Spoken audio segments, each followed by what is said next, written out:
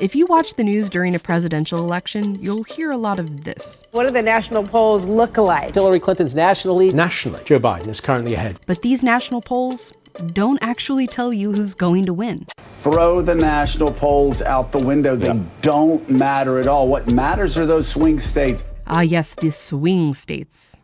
Most democracies around the world elect their head of state with a popular vote, so whoever gets the most votes wins. But in America, we do it a little differently. The US is the only country that picks its president using something called the Electoral College. It's made up of delegates from each US state. When Americans vote for president, what they're actually voting for is who their state will vote for. This is why, every so often, someone wins the presidency without winning the popular vote.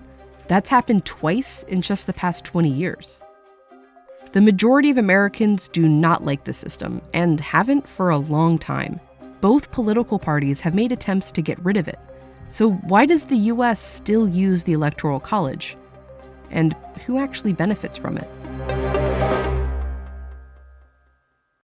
The Electoral College is based on how people are represented in Congress, where each state has a number of representatives based on its population, and every state also gets 2 senators. So, for example, let's look at Texas, which has a huge population, and Vermont, which has a really small one. Texas has 36 representatives in Congress. Vermont only gets 1. Representatives in both states each represent roughly the same number of people.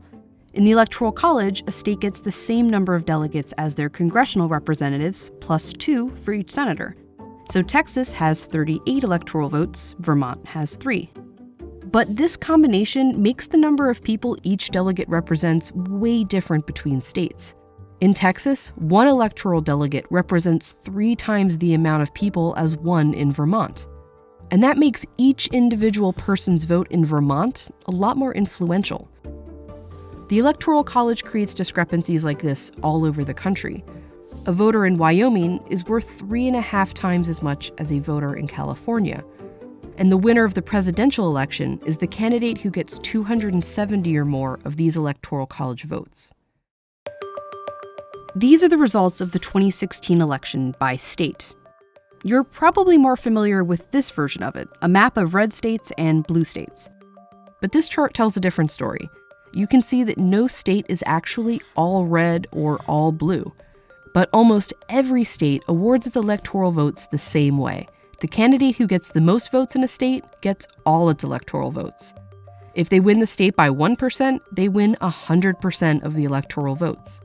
In 2016, more than 4 million people voted for Donald Trump in California. In fact, more people voted for him there than in any other state except for 2. But it didn't matter. Hillary Clinton got more votes there, so she got all 55 of its electoral votes. Clinton never even campaigned in California. Polling showed she'd easily win the state. Trump only visited Texas once. He knew he'd basically had that state's electoral votes locked. But they both visited Florida 35 or more times. That's because Florida is usually a swing state. Polls show that the vote there could swing to one party or another nearly every election.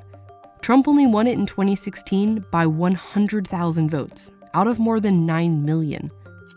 Swing states have changed over time thanks to shifting demographics and political views, and it's states like these where presidential candidates spend most of their time campaigning. It also means these states have way more influence over the election than these ones.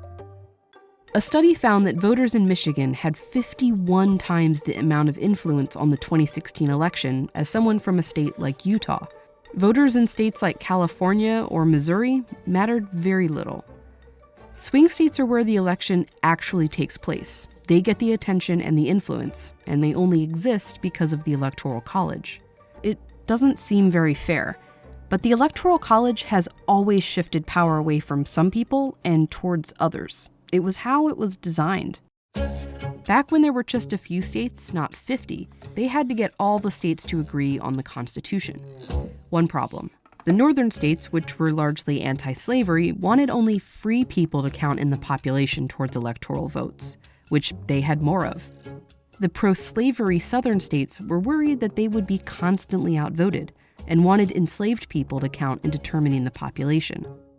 As a compromise, they settled on something called the 3/5 Clause.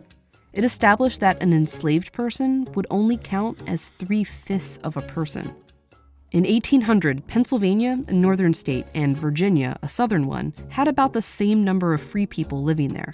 But Virginia was also home to hundreds of thousands of enslaved people who had no freedom, let alone a vote, and ended up with more votes in the Electoral College than Pennsylvania. That year, those extra electoral votes gave the candidate from Virginia just enough to win. Even after the U.S. finally abolished slavery and eventually gave Black Americans the right to vote, white Southern leaders found ways to keep them from voting, like with discriminating laws like poll taxes and acts of violence. This meant they continued to have overrepresentation in the Electoral College on behalf of a large population that couldn't vote. The first time Congress attempted to replace the Electoral College with a simple popular vote was back in 1816. But senators from southern states blocked it, saying it would be deeply injurious to them. In 1969, Congress came even closer. Replacing the Electoral College had support in both parties, and even passed the House, but it was blocked again by southern senators.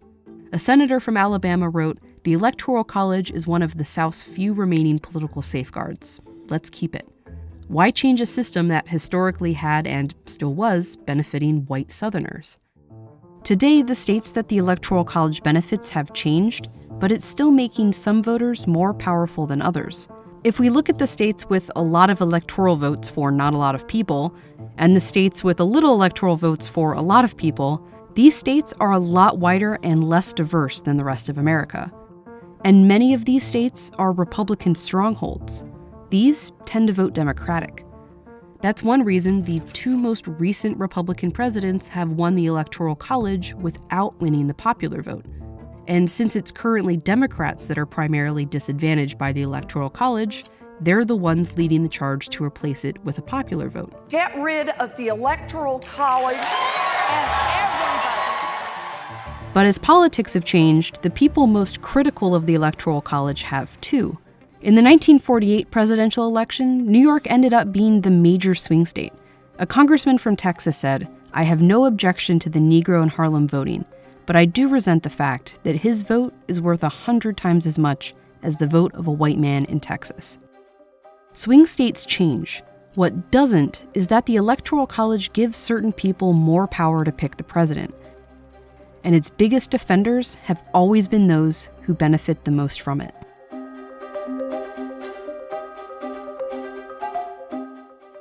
Thanks to Absolute, who sponsored this video to remind all Americans to make the time to vote. Absolute doesn't influence our editorial, but they do make videos like this possible. So drink responsibly and vote responsibly.